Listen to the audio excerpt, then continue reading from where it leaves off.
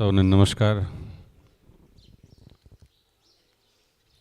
આ સંસ્થાના મોભી અને આ વિસ્તારના અગ્રણી વડીલ શ્રી જેઠાભાઈ,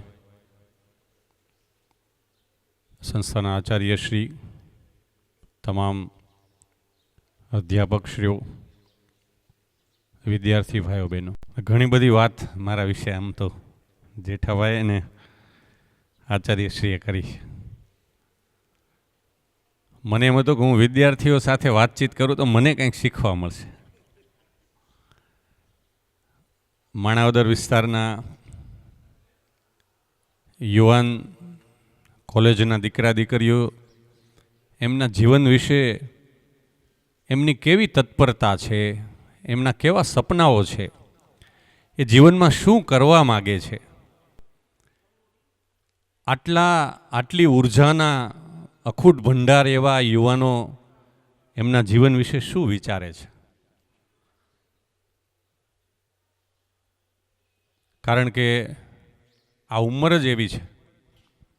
કાલે હું યુથ ફેસ્ટિવલમાં ગયો હતો ત્યારે યુવાનોને કીધું કે જે રીતે આમ એક એક બાબતમાં તાળીઓ અને ચીસિયારીઓ જે પડતી હતી, એનો ઉત્સાહ હતો, એ આમ જાણે કે આમ ઓડિયન્સમાંથી એની ઉર્જાનો સોર્સ આમ છે કે અહીંયા સ્ટેજ સુધી આવતો હોય, એમ અથડાતો હોય એવી ફિલિંગ આવે.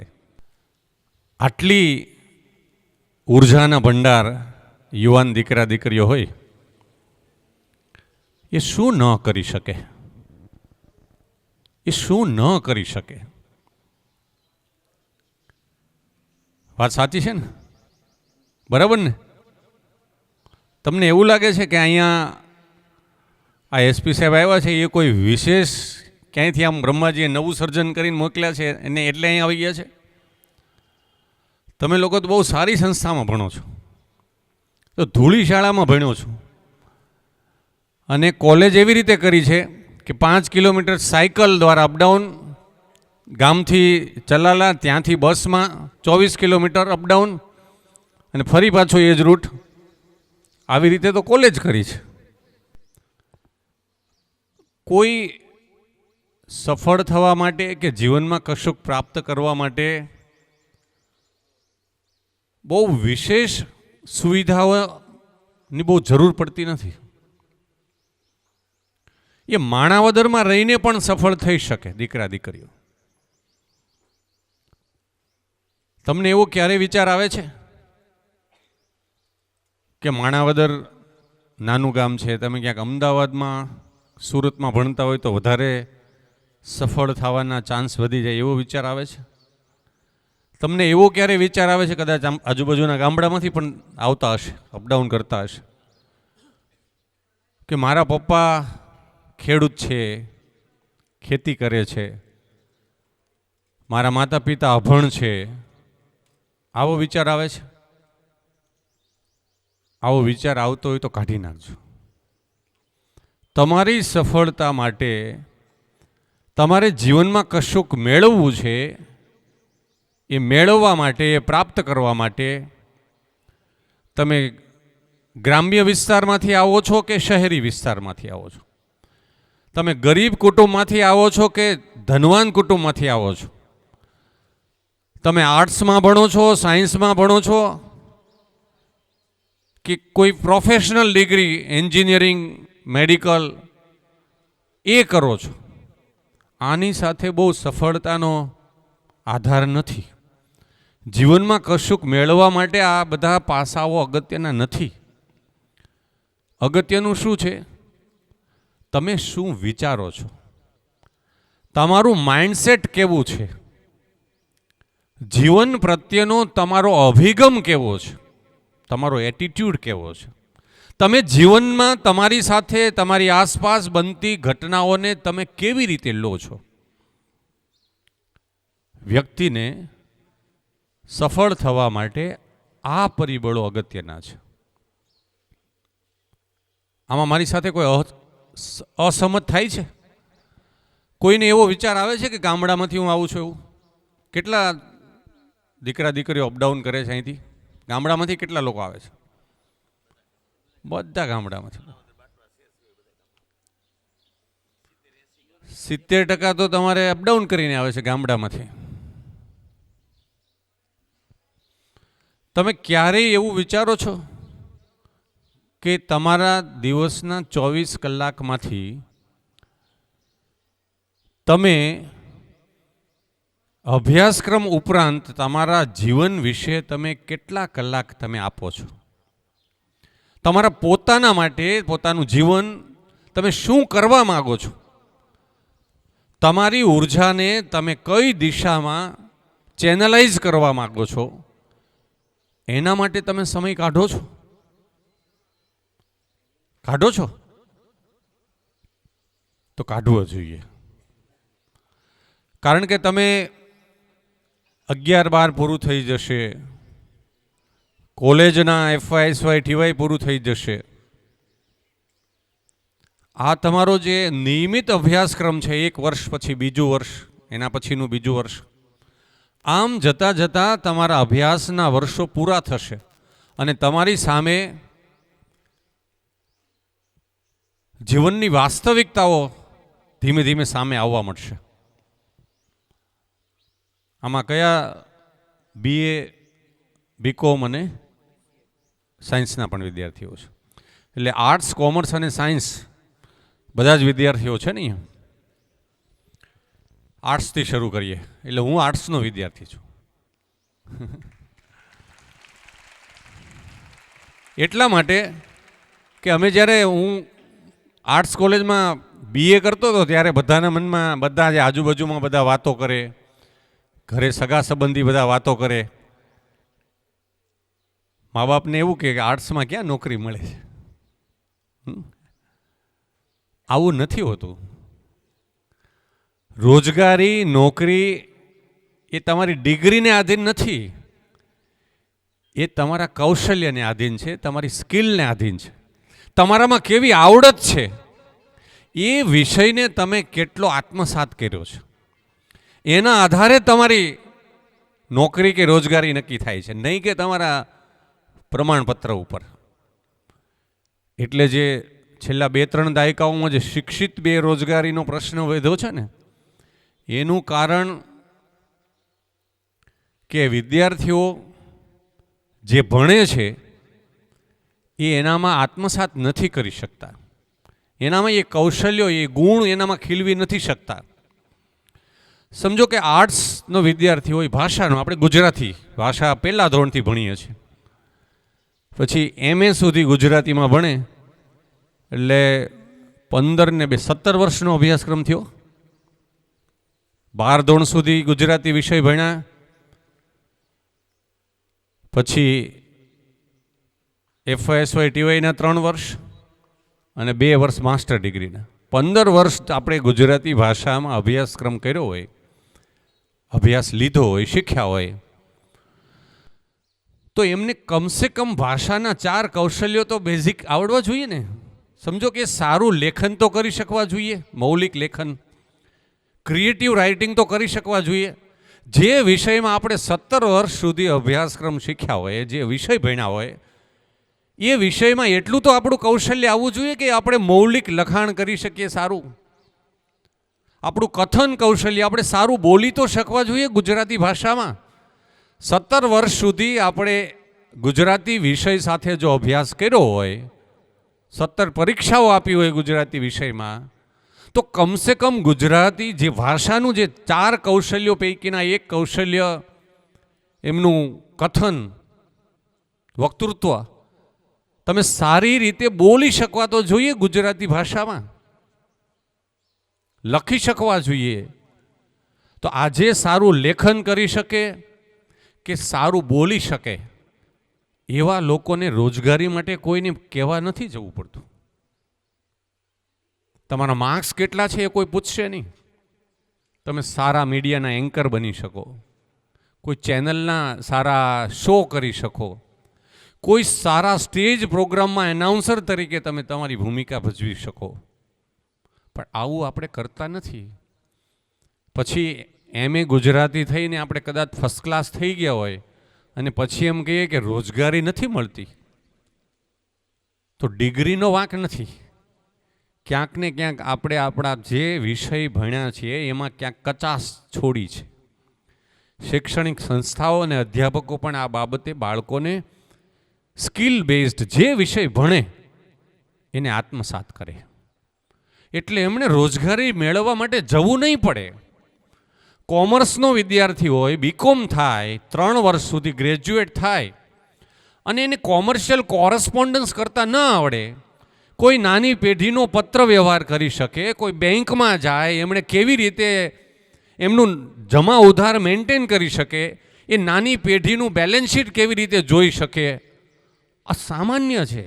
આ રોજિંદુ ઉપયોગી થાય એવું અભ્યાસ છે. આ કોમર્સમાં ફર્સ્ટ ક્લાસ આવી જાય ને છતાં જો એને 15,000માં કોઈ નોકરી ન આપે તો ડિગ્રી જવાબદાર નથી. આપણે એ ડિગ્રીને આત્મસાત કરી કે નહીં, તો એના માટે આપણે કૌશલ્યો નથી કેળવ્યા, એ આપણે જવાબદાર છીએ. યુવાનો ભણ્યા પછી કોઈને બેરોજગાર કેવી રીતે રહી શકે? શિક્ષિત લોકોને કોઈ રોજગારી ન આપે એવું કેવી રીતે બને જેઠાભાઈ?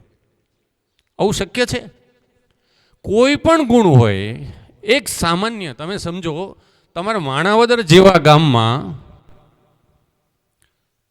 સારો મોબાઈલ રિપેર કરતો હશે ને, એ 25, 30 કે 50,000 મહિને કમાતો હશે.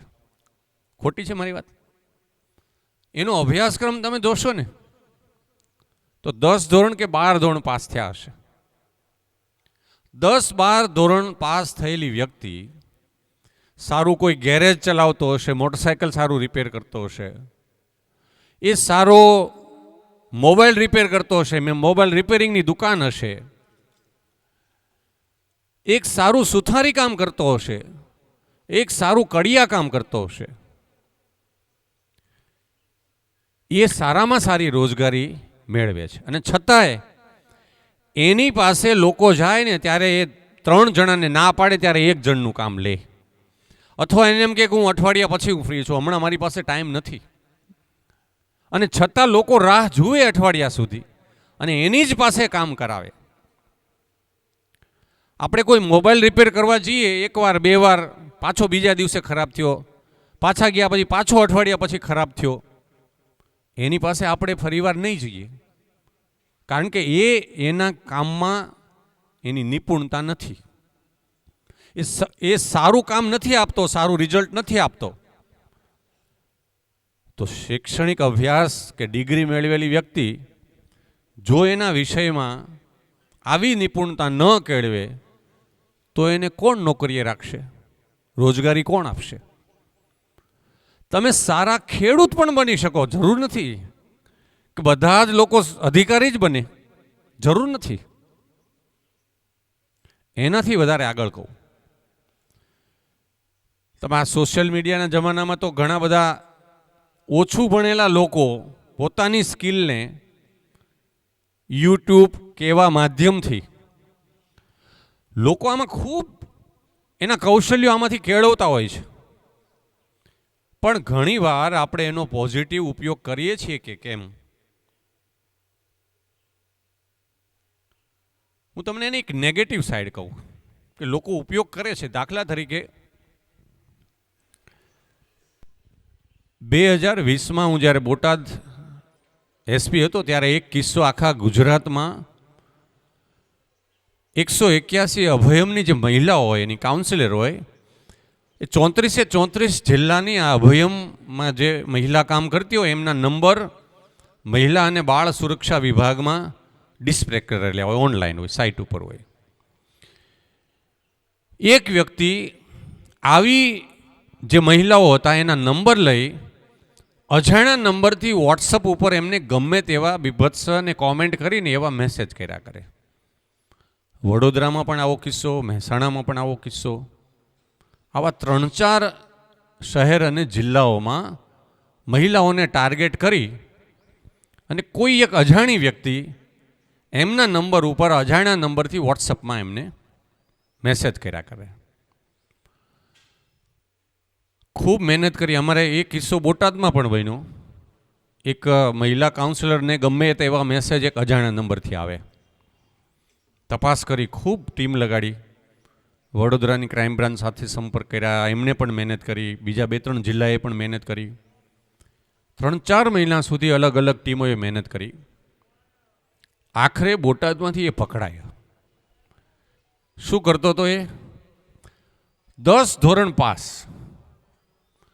પોલીસને પણ એને શોધવા માટે 4 મહિના લાગ્યા.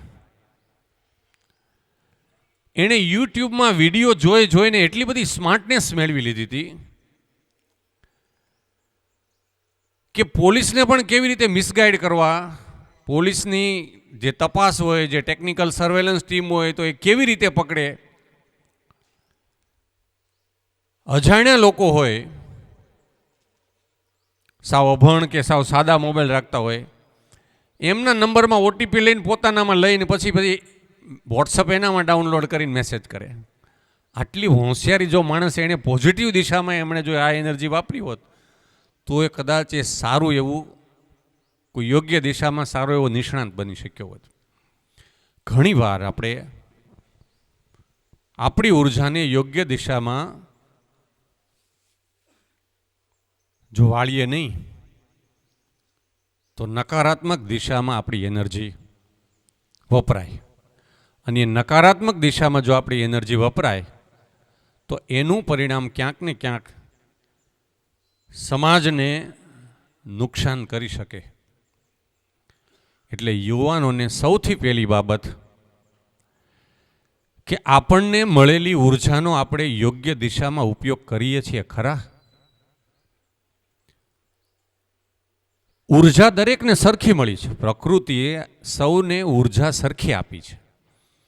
પણ કોણ પોતાની ઉર્જાને કઈ દિશામાં એ વહન કરે છે, એ ઉર્જાને લઈ જાય છે, એના આધારે એમનું જીવન ઘડતર થાય. સંસ્કૃતમાં એક વાક્ય છે ને, આપો દીપો ભવ. તું તારા જીવનનો દીપક બન, સ્વયં પ્રકાશિત.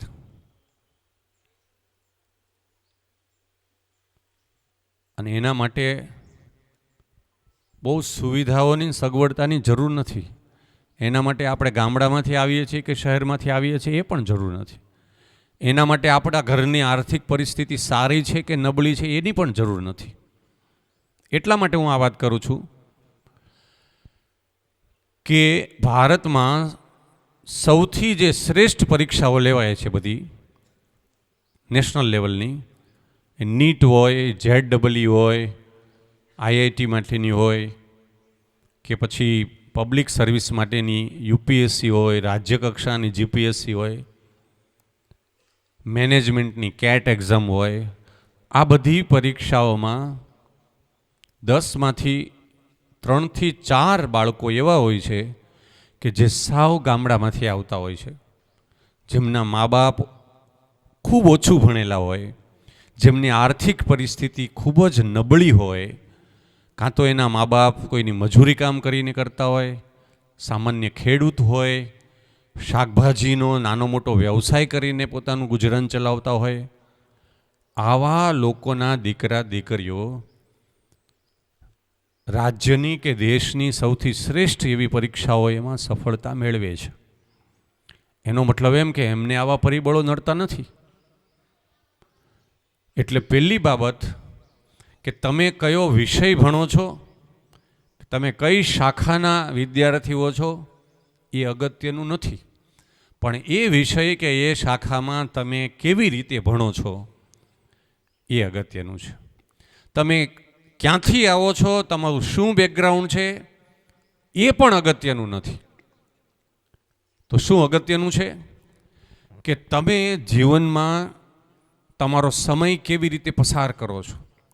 તમારી જીવનમાં તમારી દૈનિક ક્રિયાઓમાં નાની નાના જે 24 કલાકમાં તમારી ટેવ કેવી છે, તમે તમારા સમયનો કેવી રીતે ઉપયોગ કરો છો, તમે તમારી પાસે પ્રકૃતિએ કુદરતે આપેલી એનર્જીનો તમે કેવી રીતે ઉપયોગ કરો છો. તો તમે એમ કહેશો કે આ ઉપયોગ કેવી રીતે કરી શકાય. સૌથી પહેલાં તો માણસે વિચારવું જોઈએ કે મારે શું કરવું છે. ક્લેરિટી ઓફ થોટ્સ, વિચારોની સ્પષ્ટતા. દાખલા તરીકે અહીંયા તમે 4 રસ્તા ઊભા હોય, એક રસ્તો આમ બાંટવા બાજુ જાય, એક આમ વંથલી બાજુ જાય, એક બીજી દિશામાં જાય, એક ચોથી દિશામાં જાય. પણ તમે ઘરેથી નીકળ્યા ને નક્કી જ ન કરો કે ક્યાં જવું છે, અને એમને મોટરસાયકલ, વાહન કે ચાલતા નીકળી જાઓ તો ક્યાં પહોંચો? ક્યાંય નહીં. ગતિ છે પણ પ્રગતિ નથી.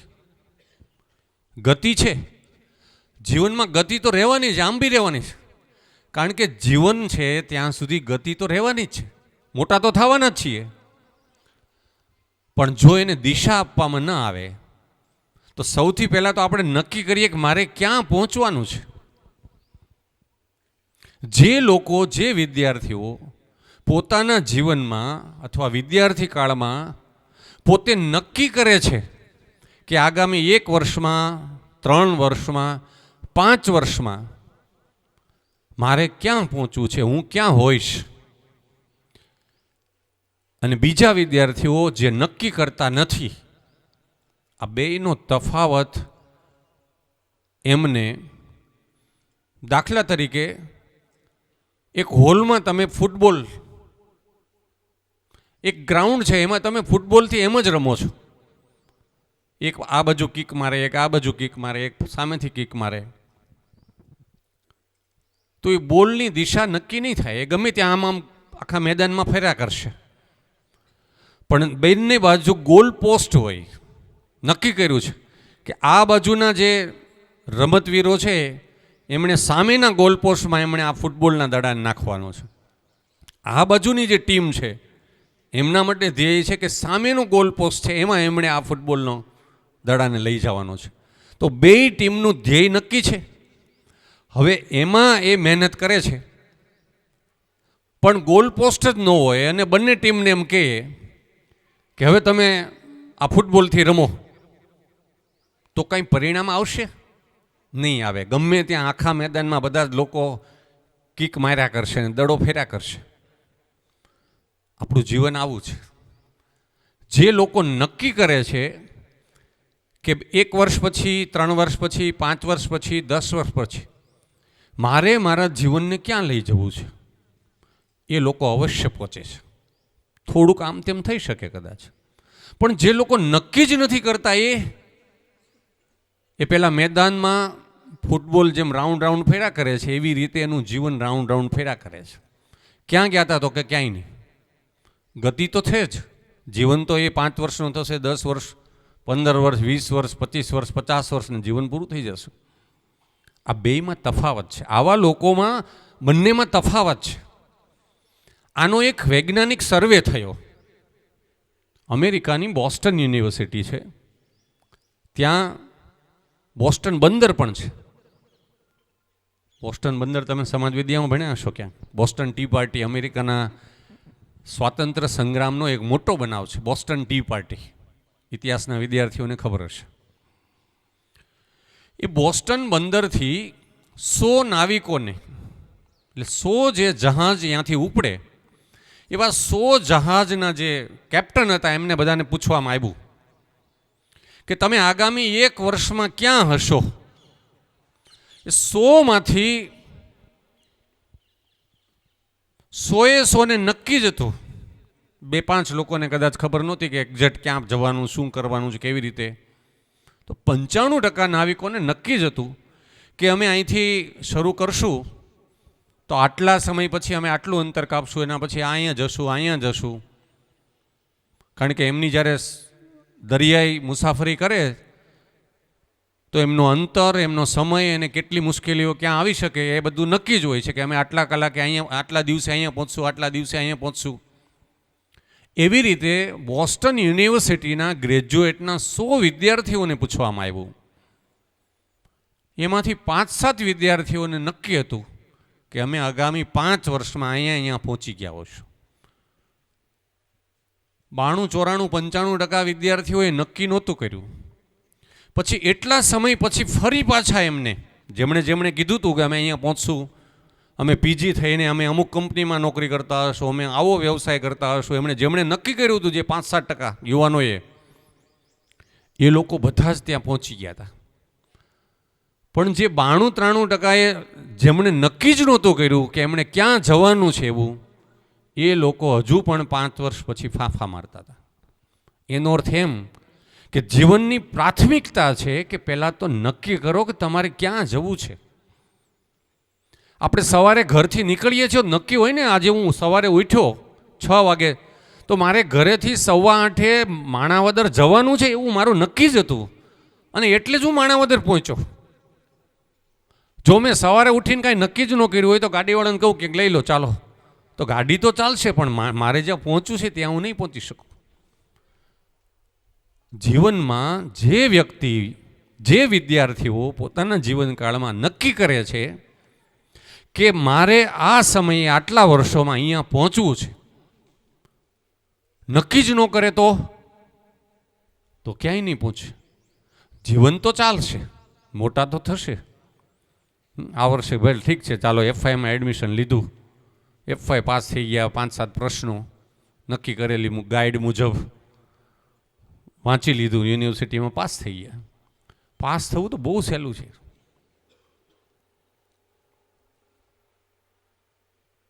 પણ તમે નક્કી નહીં કર્યું હોય તો તમે જે જગ્યાએ પહોંચવું છે ત્યાં નહીં પહોંચો. જીવનમાં સૌથી પ્રાથમિકતા તમે જ્યાં છો ત્યાં તમારે સમય મર્યાદામાં તમારે કેટલા વર્ષે ક્યાં પહોંચવું છે એ નક્કી કરવું પડે. નક્કી કર્યા પછી તમારે એના માટે મહેનત કરવી પડે. કેવી રીતે? પહેલો પ્રશ્ન ક્યાં પહોંચવું છે, બીજો પ્રશ્ન ત્યાં પહોંચવા માટે શું કરવું પડે, એટલે કેવી રીતે પહોંચશું. તો શું કરવું પડે એના માટેની તમામ પરિશ્રમ, મહેનત એ બીજો પાયો છે, બીજી જરૂરિયાત છે. આપણે ઘણા લોકો નક્કી તો કરે છે, નક્કી કર્યા પછી એના માટે જે ભોગ આપવો પડે, એના માટે જે મહેનત કરવી પડે, એના માટે જે પરિશ્રમ કરવો પડે, એ પરિશ્રમ કરવાની તૈયારી નથી. જે લોકોની પરિશ્રમ કરવાની તૈયારી નથી એવા લોકો નક્કી કરવા છતાં પહોંચતા નથી. અને જે લોકોએ નક્કી કર્યું છે અને પરિશ્રમ પણ કરે છે તો એ પોતે ઈચ્છિત એવા ધ્યેય સુધી પહોંચવામાં એમને પ્રકૃતિ મદદ કરે છે. લોકો એમ કહે ને કે આ બહુ નસીબદાર છે, આ ભાઈ તો કાંઈ નહોતા ને અહીંયા પહોંચી ગયા. એવું નથી હોતું. નસીબના પરિબળો ઘણા બધા હોય છે. એટલે બીજી પ્રાથમિક જરૂરિયાત મહેનત, પરિબળ, પરિશ્રમનું પરિબળ. ઘણીવાર શું થાય કે આપણે મહેનત કરતા હોઈએ ત્યારે આપણી મહેનત એ જ દિશામાં એના માટે જ કરીએ છીએ. ઘણીવાર મારી સાથે પણ ઘણા બધા વિદ્યાર્થીઓ જે ભણતા હતા મારા ક્લાસમાં, એ કદાચ મારા કરતાં વધારે સમય વાંચતા હતા પણ પરિણામ નહોતું આવતું. આવું થાય છે? આવું થાય છે? એવું કેમ થાય?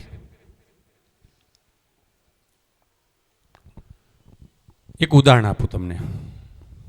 મેં હમણાં જ એક ગુરુકુળમાં ઉદાહરણ આપ્યું હતું. એક યુવાન ભણી ગણીને ગામડામાં આવ્યો, એટલે કામની શોધમાં હતો. એક લાકડાના વેપારીએ એમને મળ્યો એટલે પૂછ્યું કે યુવાન તારે મારે ત્યાં આવવું છે, કામમાં રહેવું છે? એટલે કે મારે શું કામ કરવાનું? તો કે હું તને કુહાડી આપું, તારે બાજુના જંગલમાં જવાનું, સવારથી સાંજ લાકડા કાપવાના, જેટલા તું લાકડા કાપીને આવીશ એના પ્રમાણમાં હું તને મહેનતાણું આપીશ. નક્કી કર્યું.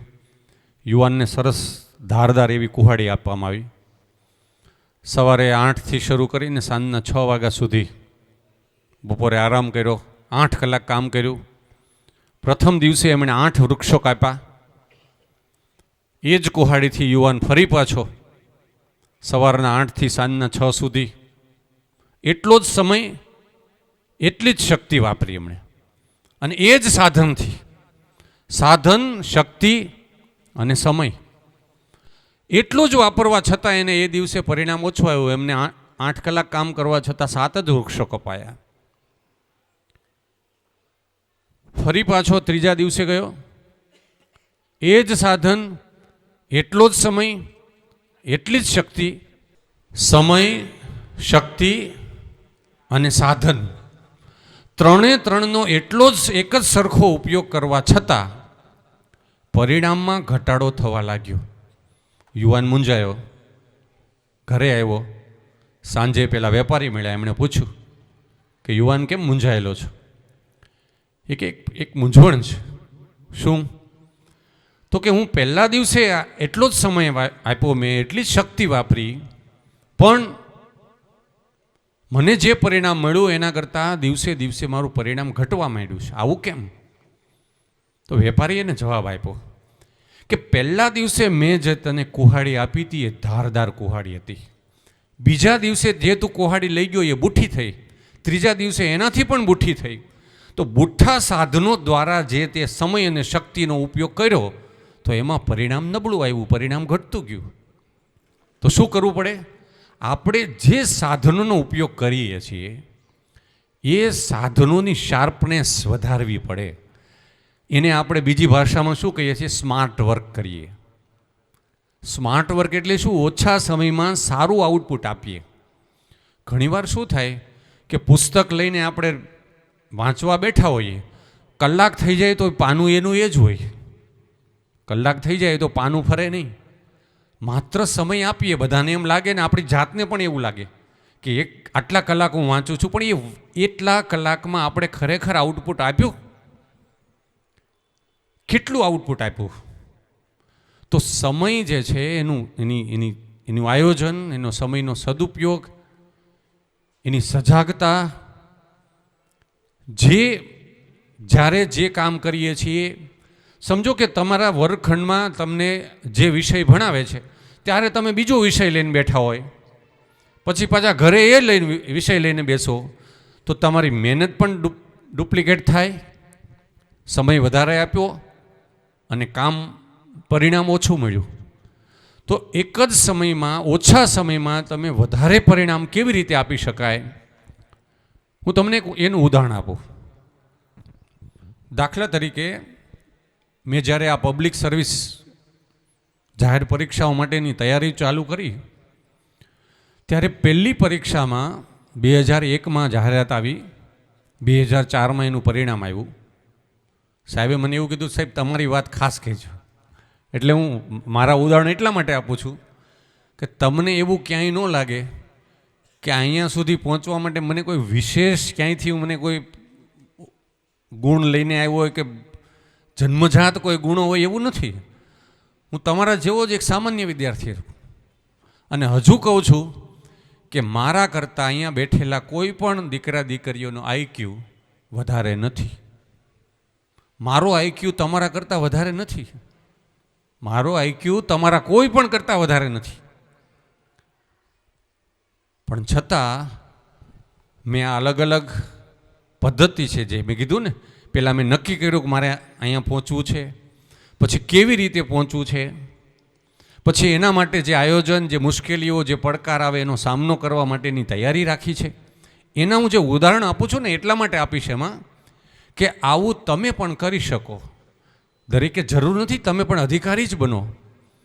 તમે સારામાં સારા ખેડૂત પણ બની શકો, તમે સારા કવિ બની શકો, તમે સારા રમતવીર બની શકો, તમે સારા સામાજિક કાર્યકર બની શકો, તમે કોઈ સારા કલાકાર બની શકો, તમે સારા રાજકીય નેતૃત્વ કરી શકો, તમે રાજકીય આગેવાન બની શકો,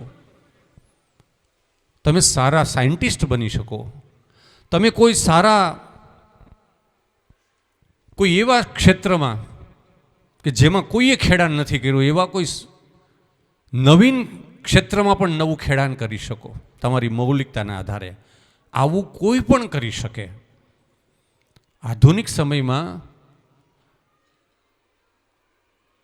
20-30 વર્ષ પહેલાં બધાને એવું હતું કે બધા બુદ્ધિશાળી માણસો જ સફળ થાય, પણ 70ના દાયકાથી મનોવિજ્ઞાને એવું માન્યું છે, સ્વીકાર્યું છે કે સફળ થવા માટે આઈક્યુની જરૂર નથી, બહુ ઇમોશનલ કોશનની જરૂર છે. તમે જે કામ લો એમાં લાંબો સમય સુધી વળગ્યા રહે, પોતાની એનર્જીને એ કામમાં ફોકસ કરે. હું વારંવાર એક ઉદાહરણ આપું છું કે વ્યક્તિમાં ખૂબ જ ઉર્જા છે. દરેક વ્યક્તિને, દરેક બાળકને, દરેક વિદ્યાર્થીને પ્રકૃતિએ એક સરખી ઉર્જા આપી છે. એ ઉર્જાને જે વ્યક્તિ ફોકસ કરી શકે, કેન્દ્રિત કરી શકે, કેવી રીતે? દાખલા તરીકે આ સૂર્યપ્રકાશ છે, એમાં અગ્નિ છે, શક્તિ છે. એ જ્યાં જ્યાં પડે છે એમાંથી અગ્નિ પ્રગટતી નથી, પણ છતાં એની અંદર અગ્નિ પ્રગટાવવાની ક્ષમતા છે ને? કેવી રીતે? આપણે પેલો બિલોરી કાચ લઈએ અને પછી આમ બરાબર એ નાનકડો એવો બિલોરી કાચ હોય એને બરાબર આમ ટીલડી પાડીએ તો શું થયું કે બિલોરી કાચ ઉપર જેટલો સૂર્યપ્રકાશ પડે છે એ સૂર્યપ્રકાશને આપણે નાનકડા એવા ભાગમાં કેન્દ્રિત કર્યો, તો જે સૂર્યપ્રકાશ એ બિલોરી કાચ ઉપર હતો એ સૂર્યપ્રકાશ, એ એનર્જીને, એ ઉર્જાને આપણે શું કરીએ છીએ? એક નાનકડા બિંદુ ઉપર એને કેન્દ્રિત કરીએ છીએ, ફોકસ કરીએ છીએ. એટલે શું થાય છે કે નીચે કપાસ હોય, કાગળ હોય, એવા પ્રકારનું સોફ્ટ મટીરિયલ હોય તો એમાં અગ્નિ પ્રગટાવી શકીએ છીએ. માણસની અંદર જે ઉર્જા છે, જો એ ઉર્જાને એક જગ્યાએ કેન્દ્રિત કરવામાં આવે, ફોકસ કરવામાં આવે તો એ પણ આવી અગ્નિ પ્રગટાવી શકે, જીવનમાં આવી ઉર્જા ઉત્પન્ન કરી શકે. એનો મતલબ એમ કે સાધારણ વ્યક્તિ પણ અસાધારણ પરિણામ લાવી શકે. સાધારણ વ્યક્તિ અસાધારણ પરિણામ લાવી શકે. સફળ બનવા માટે જીવનમાં કોઈની મોનોપોલી નથી. એ કોઈ એક વ્યક્તિ, એક સમુદાયની મોનોપોલી નથી. તો એવું થોડું ચાલે. તો બહુ મોટા માણસોના દીકરા પાછા મોટા થાય ને, એવું નથી. ગ્રામ્ય વિસ્તારમાંથી ગરીબના બાળકો પણ મોટા થાય છે, સફળ બને છે. મેં શરૂઆત ક્યાંથી કરી હતી કે આ પરિબળો સફળ થવા માટે બાધારૂપ નથી, નડતરરૂપ નથી. તો શું છે? નડતરરૂપ છે આપણું મન, આપણા વિચારો, આપણો એટીટ્યૂડ, આપણું વલણ, જીવન પ્રત્યેનું આપણું વલણ. હું જે વાત કરતો હતો કે એ પહેલી પરીક્ષા આવી, મેં તમામ ત્રણેય તબક્કાઓમાંથી પસાર થયો. એમાં હું ફાઇનલમાં 6 માર્ક્સ માટે રહી ગયો. પહેલી પરીક્ષામાં 2004માં પરિણામ આવ્યું, પ્રિલિમ્સમાં પાસ થયો, મેઇન્સમાં થયો ઇન્ટરવ્યૂ, 6 માર્ક્સ માટે કટ ઓફમાં રહી ગયો. ઘણો આઘાત પણ લાગ્યો. એ આઘાત પછી મેં વિચાર્યું કે આમાં મારી ભૂલો ક્યાં. એટલે 3 મહિના લાગ્યા મને થોડીક માનસિક સ્વાસ્થ્ય મેળવવા માટે. 3 મહિના પછી મેં વિચાર્યું કે આ 3 તબક્કામાંથી હું પસાર થયો, એમાં મેં કેટલી ભૂલો કરી. એટલે આ ચોથી વાત મારે તમને કહેવી છે કે જ્યારે આપણે કોઈ જગ્યાએ પહોંચવા માટે મહેનત કરીએ છીએ, પરિશ્રમ કરીએ છીએ, ત્યારે આપણાથી ભૂલો તો થવાની છે અને એ ભૂલો આપણે સુધારવાની છે. જો ભૂલો ન સુધારે, 3 પ્રકારના માણસો હોય. એક માણસ એવો છે કે એક ભૂલ કરે, પાછો બીજી ભૂલ કરે, ત્રીજી ભૂલ કરે. એવા માણસોને આપણે મૂર્ખ કહીએ છીએ. એક વ્યક્તિ એવા છે જે ખૂબ બુદ્ધિશાળી છે, હોશિયાર છે. કેવા? તો કે બીજાની ભૂલ, બીજા કોઈ ભૂલ કરે એમાંથી શીખી જાય. જાતે ભૂલ કરવાની જરૂર નથી, કોઈ બીજાએ ભૂલ કરી હોય એમાંથી શીખી જાય કે નહીં આવું ન કરાય. એ હોશિયાર અને બુદ્ધિશાળી છે. સામાન્ય માણસો ભૂલ કરે અને એ ભૂલને સુધારે. એક ભૂલ થઈ, એમાંથી શીખ્યા, સુધાર કર્યો. બીજી ભૂલ થઈ નવી, એ જ ભૂલ નહીં, રિપીટ નહીં. બીજી કોઈક નવી પરિસ્થિતિમાં નવી ભૂલ થઈ, પાછો સુધાર કર્યો. એમ સુધાર કરતાં કરતાં ઇમ્પ્રુવમેન્ટ આવે અને વ્યક્તિ જ્યાં છે ત્યાંથી ઉપર ઉઠી શકાય. આવું કરી શકાય કે નહીં? મેં તમને કીધું ને કે મારા કરતાં તમારો આઈક્યુ જરાય વધારે નથી. ઊંધી વાત કરું તો તમારા કરતાં મારો આઈક્યુ જરાય વધારે નથી. મારા કરતાં આમાંથી ઘણા હોશિયાર વિદ્યાર્થીઓ છે. તો કેવી રીતે થાય? તો મેં પ્રથમ પ્રયાસમાં હું જે નિષ્ફળ ગયો એમાંથી મેં મારી ભૂલોને શોધી કે કઈ ભૂલો થઈ. કેવી ભૂલો કરી મેં ખબર? તમારી બધાને જીવનની ઘણી પરીક્ષાઓ બાકી છે એટલે વાત કરું કે પહેલાં તો ગુજરાતી વિષય, ત્યારે મેં જે પહેલી પરીક્ષા આપી ત્યારે હું ઓલરેડી MA BEd હતો, એમએડ નહોતો થયો, પછી પાછળથી કર્યું. MA BEd હતો એટલે ગુજરાતી પણ હું પહેલેથી ગુજરાતી માધ્યમનો વિદ્યાર્થી, એટલે મને આમ ઓવર કોન્ફિડન્સ કે ગુજરાતી તો આપણને આવડે જ ને, આટલું સરસ વ્યાકરણ આવે, 12મામાં આપણે શીખ્યા, પાછા FY SY TY એમાં ગુજરાતી વિષય હતો, આટલા બધા પેપર આપ્યા. એટલે ગુજરાતીનું જે પેપર હતું એમાં માને જેમાં સ્કોર મારે કરી શકાતો હતો, આમ છતાં હું એ પેપરમાં સ્કોર ન કરી શક્યો. મારે જેટલા માર્ક્સ મેળવવા જોઈએ એટલા માર્ક્સ ન આવ્યા. શું કામે? કે હું થોડો કેઝ્યુઅલ એપ્રોચ રહી ગયો કે ભાઈ આ તો મને આવડે છે.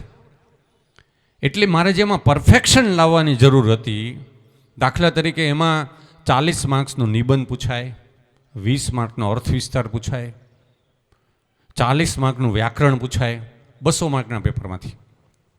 હવે પેટર્ન બદલી ગઈ છે. વ્યાકરણમાં સમાસ, સંધિ, સંધિ છોડો, સંધિ જોડો, સમાસના નિયમો પહેલેથી આપણે ભણતા હતા. 7મા ધોરણમાં ભણ્યા હતા, 8મા ધોરણમાં ભણ્યા, 10મામાં ભણ્યા, 12મામાં ભણ્યા, એટલે આપણને એમ કે આ તો બધું આવડે છે. પણ એમાંથી જે કોર્નર ક્વેશ્ચન નીકળે ત્યારે આપણનો કોન્ફિડન્સ ડગી જાય, કારણ કે આપણું પરફેક્શન નહોતું. એટલે લખ્યું કે પહેલી ભૂલ કે ગુજરાતી ભાષાની જે તૈયારી કરવી જોઈતી હતી એ નહોતી કરી. બીજી ભૂલ તો કે સામાન્ય જે જનરલ સ્ટડીઝનું પેપર હતું એમાં વાંચન તો ખૂબ કર્યું, પણ જે પરીક્ષાલક્ષી વાંચન કરવાની જરૂર હતી એ ન કરી શક્યા. કેવી રીતે? દાખલા તરીકે 8 માર્ક્સમાં એક પ્રશ્ન પૂછાય, સોમનાથ. સોમનાથ વિશે તમારે 50 શબ્દોમાં લખવાનું, 8 માર્ક્સ જનરલ સ્ટડીઝમાં. હવે સમજો સોમનાથ વિશે તો બધાને ખબર હોય કે સોમનાથ આ ગુજરાતમાં છે, 12 જ્યોતિર્લિંગમાંનું એક સ્થળ છે, અરબી સમુદ્રના કિનારે આવેલું છે. પણ આ અપેક્ષા એક અધિકારી તરીકેની પરીક્ષા માટે, એક અધિકારી તરીકે જ્યારે તમને તમારી પાસે આ અપેક્ષા ન હોય ને એ 50 શબ્દોમાં, તો એવી તૈયારી કરવામાં ઉણપ રહી. એટલે જે પરફેક્શન લાવવાની જરૂર હતી એ ન લાવી શક્યા. એટલે થોડાક કેઝ્યુઅલ એપ્રોચ, થોડું થોડું બધું ઉપર છેલ્લું આવડે. પણ જો તમારે પરફેક્શન એમાં 8માંથી મેક્સિમમ માર્ક્સ લેવા હોય તો તમને એમાં સોમનાથ વિશેની ભૌગોલિક વાત, સોમનાથ વિશેની પૌરાણિક મહત્ત્વ, સોમનાથ વિશેની ધાર્મિક આસ્થા, સોમનાથનું રાજકીય મહત્ત્વ શું છે, સોમનાથની ઇતિહાસ સાથેની બનેલી ઘટનાઓ કે આટલા વર્ષે ઇતિહાસમાં આટલી વાર સોમનાથ લૂંટાણું, ત્યાર પછી એનો જીર્ણોદ્ધાર કોણે કર્યો, તો બધી જ બારીકાઈથી તમને એની બધી જ પરિસ્થિતિ ખબર હોય. ત્યાં એક જઈએ ને ત્યાં આમ એરો માર્યો સોમનાથમાં, આમ પેલો પૃથ્વીનો ગોળો, ને પછી આમ કે અહીંથી કર્કવૃત પ્રસાર થાય છે, તો એમાં એની ભૂગોળમાં એમનું શું મહત્ત્વ છે. તો જ્યારે તમે એક અધિકારી તરીકેની પરીક્ષા આપતા હોય ત્યારે તમારી પાસે એવી ક્વોલિટીની અપેક્ષા રાખે તો તમને આવડે તો બધાને, બધા એમ કે મને સોમનાથ વિશે મેં સરસ લખી આવ્યો, પણ માર્ક્સ એક જણને 8માંથી 3 આવે ને એકને 5 આવે, એકને 7 આવે કે એકને 8 આવે. આ ડિફરન્સ છે ને એ જીવનની સફળતા ને નિષ્ફળતાનો ડિફરન્સ છે. આ એક ઉદાહરણ આપ્યું, પણ આવા ઘણા બધા ઉદાહરણો આપણે આપી શકીએ. શું કરી શકાય કે વ્યક્તિની જે ભૂલો છે, મૂળ વાત ઉપર આવવું, કે જ્યારે આપણે આવો સમય નક્કી કરીએ કે મારે અહીંયા પહોંચવું છે, કેવી રીતે પહોંચવું છે, એના માટે પરિશ્રમ કરવો છે, પરિશ્રમ માટે આપણે યોગ્ય સ્માર્ટનેસ, ઓછા સમયમાં વધારે મહેનત કરીએ, પછી છતાં એમાં કોઈ ભૂલો રહી જાય ત્યારે એક પ્રયાસમાં નિષ્ફળ રહીએ, ત્યારે આપણે શું કરીએ છીએ? સામાન્ય રીતે વ્યક્તિને, દરેક વ્યક્તિને આવું થતું હોય છે, માત્ર અભ્યાસક્રમમાં નહીં, જીવનમાં પણ આવું થાય. નિષ્ફળ જઈએ એટલે આપણું મન આપણને અંદરથી શું કહે કે આ નિષ્ફળતા માટે પરિસ્થિતિ જવાબદાર છે, સંજોગો જવાબદાર છે. 5મી બાબત અગત્યની જીવન માટે, કે જીવનમાં સફળતા કે નિષ્ફળતા માટે કોઈ સંજોગો જવાબદાર નથી, વ્યક્તિ પોતે જ જવાબદાર છે.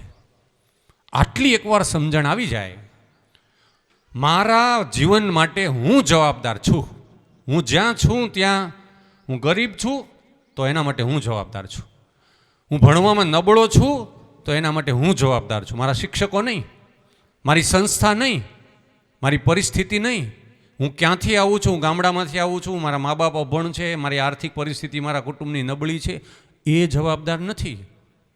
એના માટે વ્યક્તિ પોતે જવાબદાર છે. તો પાંચમી બાબત અગત્યની એ છે કે વ્યક્તિએ પોતાની જવાબદારી સ્વીકારવી પડે કે મારા જીવનના સંજોગો માટે હું જવાબદાર છું. એકવાર જવાબદારી પોતે નક્કી કરતા થઈ જાય એટલે આપણી ભૂલો ઓટોમેટિક આપણને સમજાવવા માંડે. પહેલી પ્રયાસમાં હું જ્યારે નિષ્ફળ ગયો ને ત્યારે ઘણા બધા લોકો મને એવું પણ કહેતા હતા કે હવે જીપીએસસીને આવી બધી પરીક્ષામાં બહુ લાગવગ ચાલે, પૈસાવાળાના દીકરાને મળે, આપણને ન મળે, પૈસાથી થાય, આવી બધી આજુબાજુમાં આવી અફવાઓ હોય. આપણું મન પણ એ અફવા તરફ વધારે ઝડપથી દોરાય. શું કામે?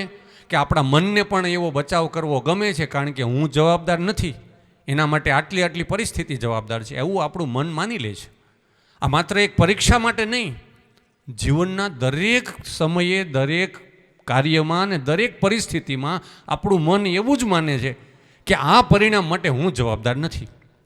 દાખલા તરીકે કોઈ એક દીકરી સાસરે જાય અને થોડીક ઘણી નાની મોટી નિષ્ફળતા મળે એટલે ઘરે જાય એટલે મા બાપને એમ જ કે અહીંયા આવું છે, મારી સાસુ આમ છે, મારા સસરા આમ છે, અહીંયા પરિસ્થિતિ આવી છે. એ ક્યારેય પોતાની ભૂલો તરફ જોવાનો પ્રયાસ નહીં કરે. તો શું થશે કે એમણે જે જીવન જીવવાનું છે એમાં એને નિષ્ફળતા મળશે એટલે ઘણા બધા સંઘર્ષો આવશે એની સાથે. વ્યક્તિ પોતે પોતાના પરિણામ માટે જવાબદાર છે એવી સ્વીકારે જે વ્યક્તિ, એટલે શરૂઆત છે ને હકારાત્મક દિશા તરફ થાય. કેવી રીતે? તો જે વ્યક્તિ એને પોતાને જવાબદાર ગણે એટલે એને એનામાં એક તટસ્થ મૂલ્યાંકન કરવાની આદત પડે, એની પોતાની ભૂલો સુધારે. એટલે પહેલી પરીક્ષામાં હું નિષ્ફળ ગયો એટલે મેં મારી 10-12 ભૂલો, એક ફૂલસ્કેપનો કાગળ ચોપડો લીધો ને એમાં મેં મારી ભૂલો લખી કે આટલી ભૂલો મેં કરી, એના માટે હું જવાબદાર છું. પછી મેં ઓબ્ઝર્વ કર્યું, આ બધી અફવાઓ ચાલતી હતી કે ભાઈ આમાં તો આવું જ ચાલે ને ત્યાં તો લાગવગ ચાલે ને પેપર બધાને મળી જતા હોય ને આવી બધી વાતો. પછી મેં ઓબ્ઝર્વ કર્યું કે મારી આજુબાજુમાં એવા ગામડામાંથી એવા ખેડૂતના દીકરા જેના મા બાપ અભણ છે, પોતે પણ ગામડામાં રહીને અને છતાંય મારી સાથે એમણે તૈયારી કરીને એ તો પાસ થઈ ગયો, એને તો કોઈ મદદ નથી કરી. જો આ પાસ થઈ શકતો હોય તો હું કેમ ન પાસ થઈ શકું? આ શું કર્યું કે આપણે આપણી ભૂલો સ્વીકારી કે મારી નિષ્ફળતા માટે પરિસ્થિતિ, લાગવક કે બીજાની ભલામણો નહીં, પણ મેં કરેલી ભૂલો એ મારી નિષ્ફળતા માટે જવાબદાર છે. કારણ કે મારા કરતાંય સામાન્ય સંજોગોમાંથી આવતા એવા ઘણા બધા લોકો સફળ થયા હતા. એવા ઉદાહરણો આસપાસમાં હતા સમાજમાં, પણ આપણે એવું જોતા નથી. આપણને તો 5 જણા એમ કહી દે કે આ તો આનું કારણ આ છે, આવું ચાલે, નોકરી ક્યાં મળે છે, હવે આટલા બધામાં આવી તો લાગવો કે ચાલે, એવું નથી હોતું. એટલે જે વ્યક્તિ પોતાની જાતે નક્કી કરી શકે પોતાની ભૂલો, એટલે સ્વમૂલ્યાંકન જે જાતે કરી શકે, એમના સફળ થવાના ચાન્સીસ વધી જાય. જે લોકો બચાવમાં પડી જાય પોતાની જાતનો, પરિસ્થિતિને, એ લોકો માટે સફળતાના દ્વાર ધીમે ધીમે બંધ થાય. એક નહીં તો બીજી તક આવે, ત્રીજી તક આવે. જે લોકો એને કહે છે કે ઓપન માઇન્ડેડ એટલે બીજું કશું નહીં, ખેલ દિલ્હીથી સ્વીકારી લેવાનું કે ભાઈ આના માટે હું જવાબદાર છું. આવી ભૂલો મેં કરી, મારાથી થઈ ગઈ, કાંઈ વાંધો નહીં. ભૂલ થાય એ માનવ સહજ છે, પણ આપણે આપણી ભૂલને સ્વીકારીએ અને એમાં સુધાર કરીએ, એ વ્યક્તિને જ્યાં છે ત્યાંથી ઉપર ઉઠવા માટેના સંજોગો હકારાત્મક બને. જે વ્યક્તિ પોતાની ભૂલો કરતાં બીજાની ઉપર ઢોળવાની જેમની વૃત્તિ છે, આસપાસની પરિસ્થિતિ જવાબદાર છે, બીજા વ્યક્તિઓ જવાબદાર છે, સંજોગો જવાબદાર છે, એવી જે લોકો માન્યતા ધરાવે છે, એવા લોકો માટે જીવનમાં સફળ થવાના ચાન્સીસ ઘટી જાય છે, એમને દ્વાર બંધ થાય છે. કારણ કે એમના માટે પછી ઓપોર્ચ્યુનિટીઝ નહીં આવે, કારણ કે દિવસ રાત આ જ વિચારો કરશે. છઠ્ઠી બાબત, આ બધું જ કરીએ અને ઘણી બધી મુશ્કેલીઓ આવે તો શું થાય? માણસ હતાશ થઈ જાય, નિરાશ થઈ જાય. મોટું વિચારીએ છીએ, મહેનત પણ કરીએ છીએ, ભૂલો પણ સુધારીએ છીએ, અને છતાંય પરિણામ નથી મળતું, તો માણસ નકારાત્મક દિશા તરફ જવા માંડે. કે મારી સાથે તો આવી જ ઘટના બને છે, મને તો જ્યારે હોય ત્યારે નિષ્ફળતા જ મળે છે. આવું થાય છે? થાય છે? આવું થતું જ હશે. પણ એ આપણે કરેલા વિચારો, વારંવાર કરેલા વિચારો, અને એ આપણા મનની અંદર એવી એક ઊંડી છાપ પડી જાય છે. સામાન્ય રીતે દિવસમાં કોઈ પણ એવરેજ એક વ્યક્તિને 65,000થી વધારે વિચારો આવે, કોઈ પણ માણસને. એ 65,000માંથી 2 ભાગના વિચારો નકારાત્મક હોય, 1 ભાગના વિચારો હકારાત્મક હોય. હવે શું થાય છે કે જ્યારે કોઈ મુશ્કેલી આવે ત્યારે આપણું મનની અંદર જે પેલા નકારાત્મક વિચારો 2 ભાગના પડ્યા છે ને, એ બેયનું જોડાણ થઈ જાય. એટલે અંદરથી એવો વિચાર આવે કે મારી સાથે તો આવું જ બને છે, મને તો દરેક વખતે આમ જ થાય છે. તો શું કરવું જોઈએ? 1 ભાગના જે હકારાત્મક વિચારો છે ને એને મજબૂત કરવા પડે. એ મજબૂત કેવી રીતે કરી શકાય? એના માટે હકારાત્મક દ્રષ્ટિકોણ વિકસાવવો પડે. હકારાત્મક દ્રષ્ટિકોણ એટલે શું? દાખલા તરીકે કોઈ નબળી પરિસ્થિતિ આવી, નિષ્ફળતા મળી, તો તમારું ધ્યાન ક્યાં જાય છે? તમે વિચારજો. તમને મળેલી નાનકડી એવી નિષ્ફળતા, સૌથી પહેલાં મન ધ્યાન ક્યાં જાય છે? નબળી બાબત ઉપર, નબળા વિચાર ઉપર. પ્રોબ્લેમ આવ્યો, આવો પ્રોબ્લેમ આવ્યો, આ સમસ્યા આવી. પણ જે લોકો સમસ્યાના હલ ઉપર ધ્યાન કેન્દ્રિત કરે છે, જે લોકો પ્રોબ્લેમના સોલ્યુશન ઉપર ધ્યાન હોય છે, એ લોકોને પ્રોબ્લેમનું સોલ્યુશન મળે છે. એમ વિચારે છે કે કાંઈ વાંધો નહીં, આવું થયું, હવે આનો ઉકેલ શું? એના ઉપર ધ્યાન કેન્દ્રિત જાય તો પરિસ્થિતિમાંથી તમને ઉકેલ મળે. એટલે આપણા મનની ઉર્જા ત્યાં કેન્દ્રિત થાય. જે લોકો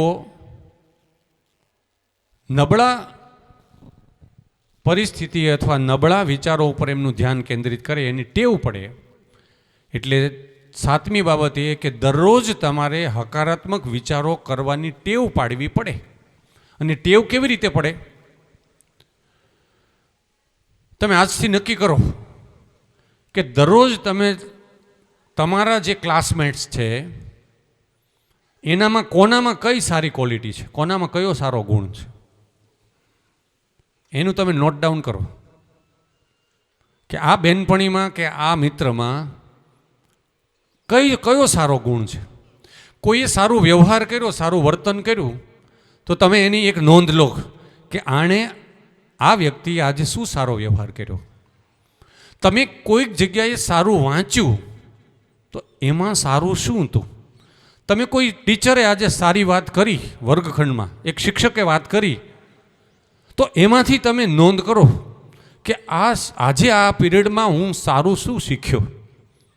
કોઈ બહારથી સારી વ્યક્તિ આવી, તમે મળ્યા, તમારા મોટા કોઈ ભાઈ બહેન હોય, સગા સંબંધીના કોઈ ભાઈ બહેન હોય, એક સમાજમાં તમને મળ્યા, ક્યાંક સ્કૂલમાં મળ્યા, આજુબાજુમાં કુટુંબમાં કોઈ મહેમાન આવ્યા, એમાં કોઈ સારી વ્યક્તિ આવી, એમાં તમે એને મળ્યા, તો નક્કી કરો કે એનામાં શું સારું છે, એના વર્તનમાં શું સારું છે, એનામાં કયો ગુણ સારો છે.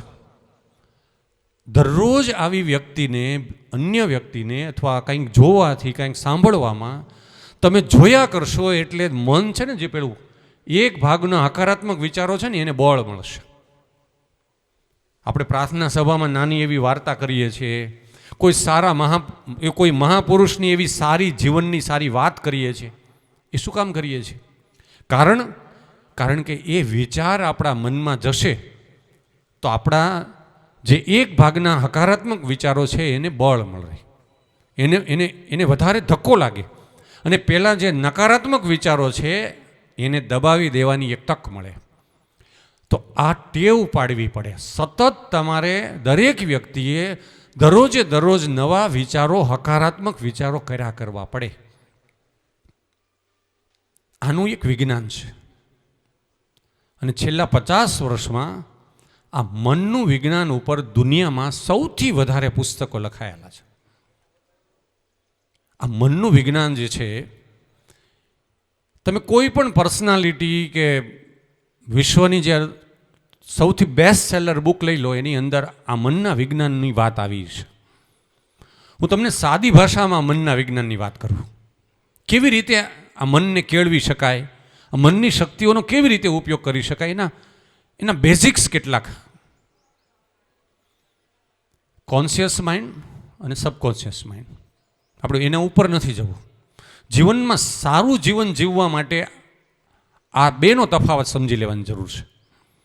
દાખલા તરીકે કોન્શિયસ માઇન્ડ છે, એમને ભાષા છે. અત્યારે હું બોલું છું, તમે સાંભળો છો, તો આપણે કાનનો ઉપયોગ કરીએ છીએ. મને તમે જુઓ છો, હું તમને જોઉં છું, આપણે આંખનો ઉપયોગ કરીએ છીએ. આ કોના માધ્યમથી થાય છે? આપણી બધી જ જે આપણી કર્મેન્દ્રિયો, જ્ઞાનેન્દ્રિયો છે, એ બધી કોન્શિયસ માઇન્ડથી થાય છે. આપણી મેમરી, આપણે જોઈએ છીએ એના આધારે આપણે સાંભળીએ છીએ, એટલે ભાષાનો પાછો આપણે અર્થ કરીએ, લોજિક લગાડીએ. પછી દાખલા તરીકે અત્યારે હું કોઈ વાત કરું છું અને પછી 3-4 મહિના પછી પાછું હું વાત આવું, એટલે તમને મને જોઈ જશો એટલે તરત તમને યાદ આવશે મેમરીમાંથી, શું કે આ સાહેબ તે દિવસે આવ્યા હતા ને એટલે આવી પેલી કુહાડી ધારવાળીને એની કંઈક વાત કરી હતી. એ કોણ મેમરી કોણ તાજી કરે છે? Conscious mind. દૈનિક જીવન જે છે, આપણા દરરોજના વિચારો, એ આપણી ઉપર કોન્શિયસ માઇન્ડથી આપણે જીવન જીવીએ છીએ, ડે ટુ ડે. દરેક જે હકારાત્મક કે નકારાત્મક વિચારોની જે છાપ પડે છે, દાખલા તરીકે નાનપણથી આપણે ઘણી અસંખ્ય એવી ઘટનાઓ આપણી સાથે બને છે. ક્યાંક ઇમોશનલ ઘટના બને. બાળપણમાં હોય તો કોઈ આપણને આમ નહીં કર, ગમતી વસ્તુઓ એ છીનવી લીધી હશે, કોઈ ઝાપટ મારીએ છીએ, કોઈ થપ્પડ મારીએ છીએ, ક્યાંક ભય લાગ્યો હશે, અંધારાનો ડર લાગ્યો હશે.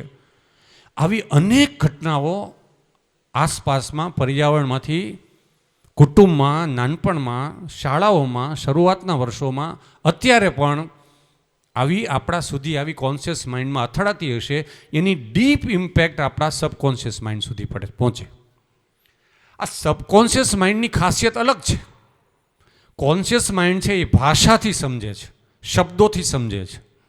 અને સબકોન્શિયસ માઇન્ડ છે, ત્યાં ભાષા નથી, શબ્દો નથી, લોજિક નથી, તો ત્યાં ચિત્રની ભાષા છે. એને આધુનિક મનોવિજ્ઞાન વિઝ્યુલાઇઝેશન કહે છે. આ વિઝ્યુલાઇઝેશન એટલે દાખલા તરીકે કોઈ એક વ્યક્તિમાં ગહન રીતે લાગી આવે, એક ઘટના બને. દાખલા તરીકે હું ઉદાહરણ આપું કે ગાંધીજી આફ્રિકાના એક ટ્રેનમાં મુસાફરી કરતા હતા. એ લંડનમાંથી બેરિસ્ટ્રી કરીને આવ્યા.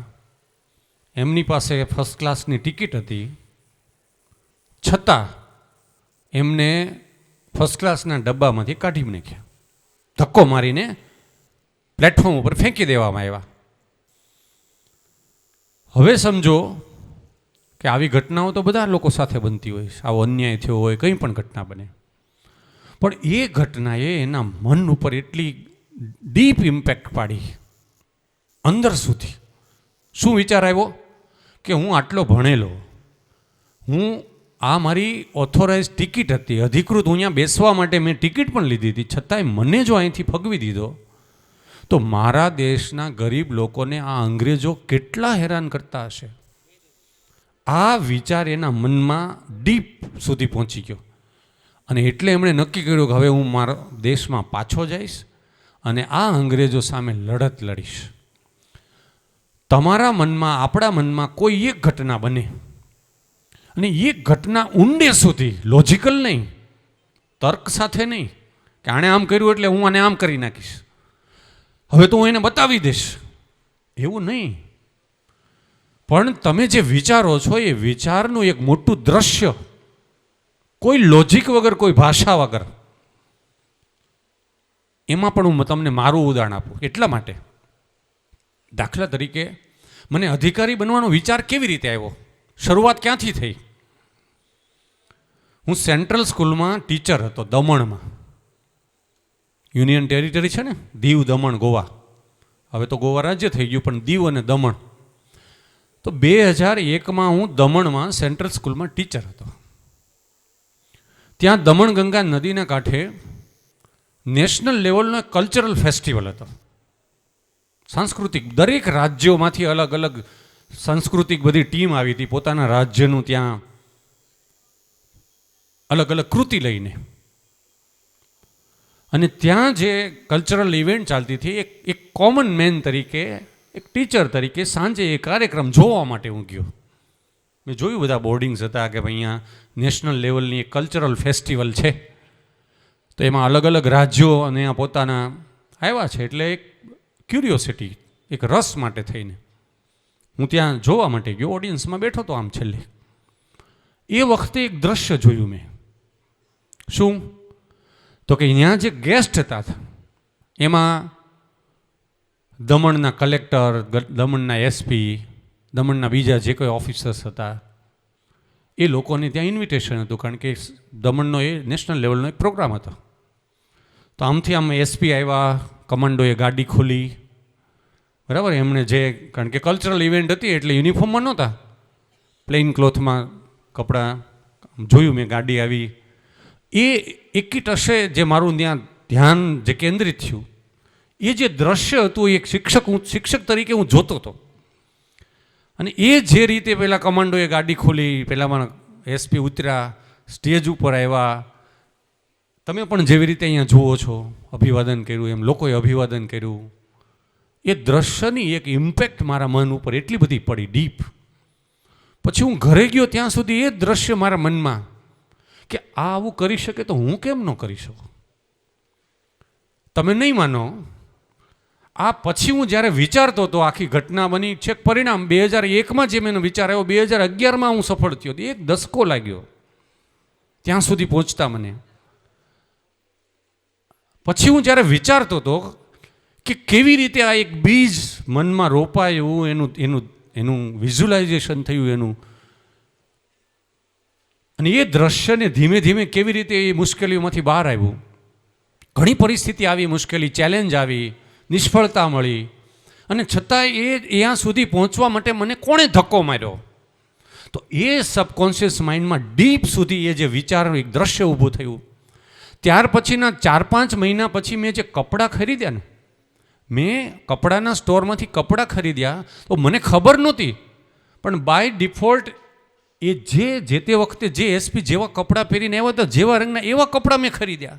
પછી જ્યારે 4-5 વર્ષ પછી હું વિચારતો હતો, મને જ્યારે સફળતા મળી ત્યારે હું એ બધું વિચારતો હતો કે આખી આ જર્ની કેવી રીતે થઈ, ત્યારે મને એ બધું યાદ આવતું હતું કે આવી રીતે એટલો એક વિચાર તમારા સબકોન્શિયસ માઇન્ડમાં પહોંચે, અને એ વિચાર માટે તમને એક એનર્જી મળે, એક ધક્કો લાગે. પહેલી પરીક્ષામાં નિષ્ફળ ગયો, ઘણા લોકો, મારા મિત્રો મારી સાથે નિષ્ફળ ગયા, એવા લોકોએ છોડી દીધું, પણ મને મારી અંદરથી છોડવા ન દીધું. એ તો મારો પણ વિચાર હતો. એ વખતે બીજી પરીક્ષા વખતે તો હું એક બહુ મોટું કેમ્પસ ચલાવતો હતો, 10 કોલેજનું, 2,500 સ્ટુડન્ટ, 100થી વધારે અધ્યાપકો, એવું મોટું કેમ્પસ સંભાળતો હતો હું. પણ છતાંય મને અંદર જે પેલો વિચાર જે ડીપ રૂટેડ થઈ ગયો હતો, એ મને ધક્કો મારતો હતો. અને એ ધક્કા માટે થઈને જે કંઈ કરવું પડે ને, એ કરવા માટે મને અંદરથી એક ઇન્સ્પિરેશન મળતું હતું. મેં શરૂઆતમાં એક વાક્ય કર્યું, હું આનું જોડાણ કરું છું એ વાત સાથે. આપો દીપો ભવ, તું તારો સ્વયં દીપક બન. આપો દીપો ભવ. જ્યાં સુધી એક્સટર્નલ, અત્યારે હું તમને વાત કરું છું, જે વિદ્યાર્થીઓ છે એ હાઈલી મોટિવેટેડ થઈ ગયા છે. અત્યારે આપણે બધા કહીએ છીએ ને મોટિવેશનલ સ્પીકર, કોઈ આવે વ્યક્તિ એટલે મોટિવેશન મળ્યું. આવું કેમ થાય છે? પાછું 2-3 દિવસે આ બધું આમ ઓસરી જાય છે. આ મોટિવેશન ટેમ્પરરી જ કેમ રહે છે? લાંબો સમય સુધી મોટિવેશન કેમ નથી રહેતું?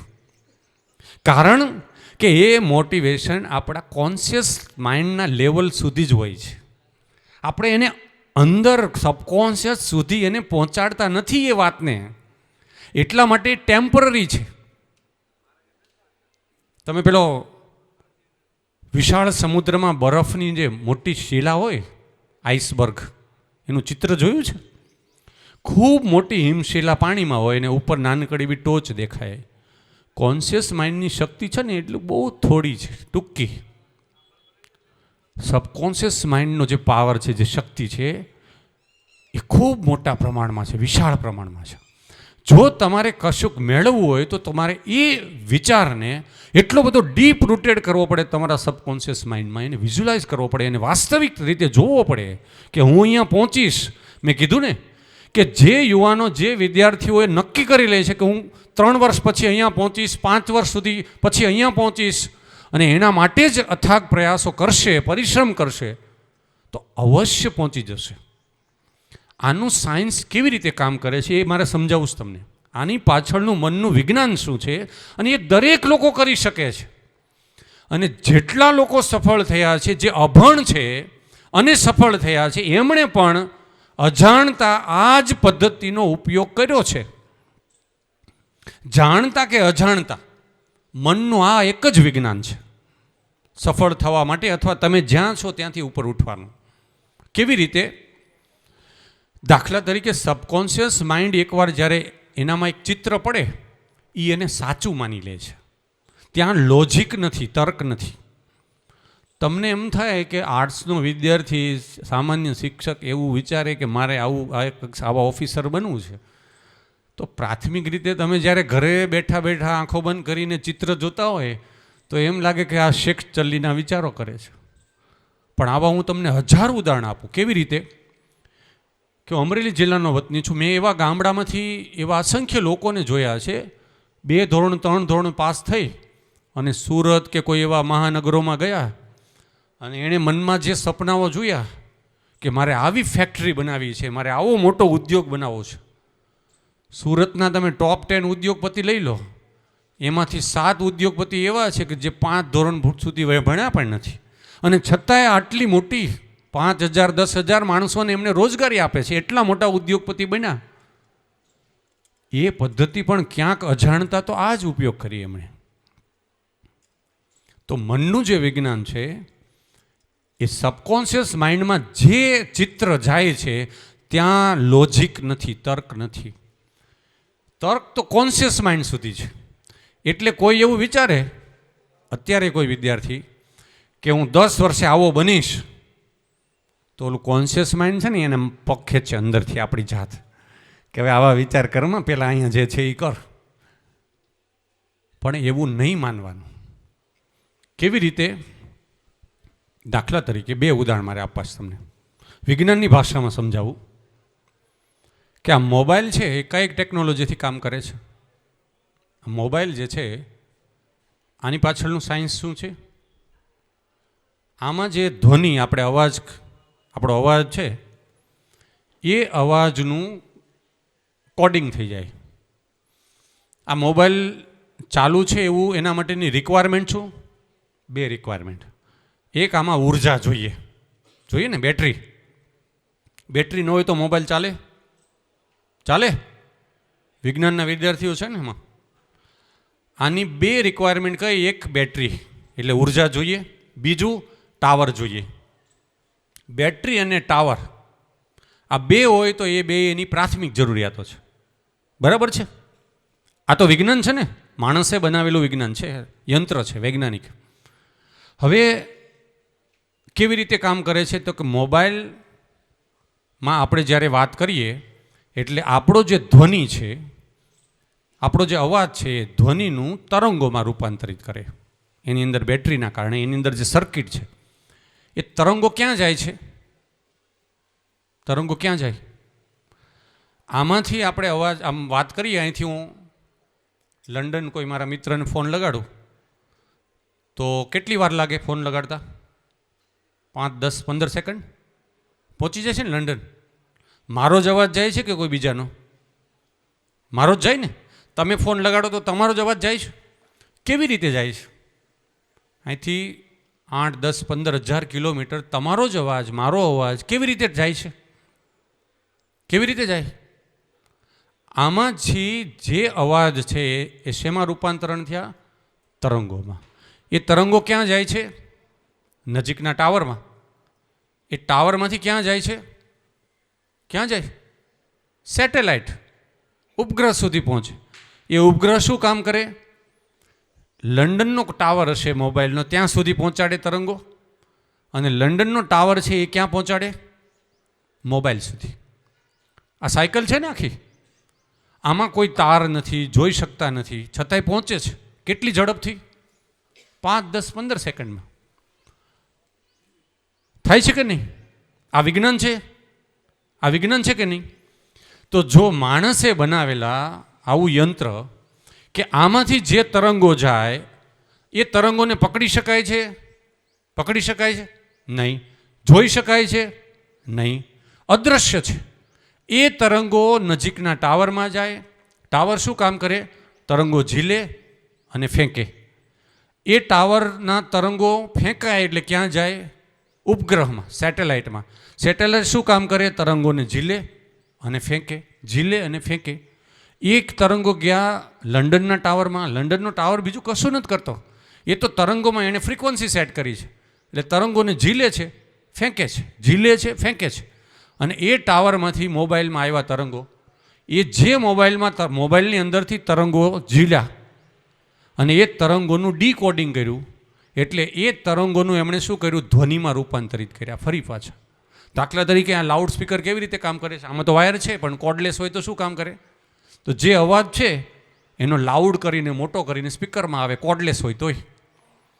તો પર્યાવરણ જે હવા છે એ હવામાંથી આ તરંગો 5, 10, 15 સેકન્ડમાં હજારો કિલોમીટર સુધી પહોંચતા હોય તો આપણા મનમાં આપણે જ્યારે વિચાર કરીએ છીએ, આપણા બ્રેઇનમાં એક ફ્રીક્વન્સી હોય છે. આપણે જ્યારે દ્રશ્ય જોઈએ છીએ ત્યારે આપણા બ્રેઇનની અંદર, આપણા મનમાં જે દ્રશ્ય ઊભું થાય છે એમાંથી તરંગો પેદા થાય છે. એ ફ્રીક્વન્સીવાળા જે તરંગો પેદા થાય છે એ તરંગો આપણી આસપાસમાં બ્રહ્માંડમાં ટ્રાવેલ કરે છે. અને એ બ્રહ્માંડમાં જો માણસે બનાવેલા ટાવર અને ઉપગ્રહો જો ઝીલે અને ફેંકી શકતા હોય તો પ્રકૃતિના ટાવર કેટલા પાવરફુલ હશે? કુદરતે બનાવેલા ટાવર કેટલા પાવરફુલ હશે? તો આપણે જેવા વિચારો કરીએ એ વિચારો બ્રહ્માંડમાં જાય છે તરંગો સ્વરૂપે. કારણ કે વિચારને પકડી શકાય છે? નહીં. વિચારને જોઈ શકાય છે? નહીં. આપણામાં પણ ઉર્જા છે, આમાં બેટરી છે. તો ઉર્જા અને ટાવર, આપણા માટે ટાવર કોણ છે? આપણે તો માણસનું સર્જન, આ માણસે બનાવેલું છે એટલે એણે ટાવર, એના માટેના ટાવર આપ્યા છે. આપણે પ્રકૃતિનું સર્જન છીએ તો પ્રકૃતિએ આપણે ટાવર બનાવ્યા જ હોય ને.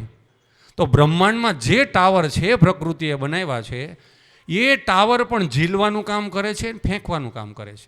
માણસ જેવા વિચારો કરે એ વિચારો બ્રહ્માંડમાં એની આસપાસ ટ્રાવેલ કરે અને ફરી પાછા પોતાની પાસે આવે. લંડનમાં જે ભાઈ બોલ્યા એ જ અવાજ મારી પાસે આવ્યો. મેં જે ફેંક્યા, જે જગ્યાએ મેં ડાયલ કર્યું એ જ જગ્યાએ પહોંચ્યું. આપણે જે વિચારો કરીએ છીએ એટલે આપણું ડાયલ થયું. એ વિચારો જેવા દ્રશ્યો જોયા એટલે જ્યાં ડાયલ કર્યું એ ફ્રીક્વન્સીમાં સેટ થશે. જો નકારાત્મક ડાયલ કર્યું તો નકારાત્મક વિચારો કર્યા તો પ્રકૃતિમાં આપણું ડાયલ નકારાત્મક જશે.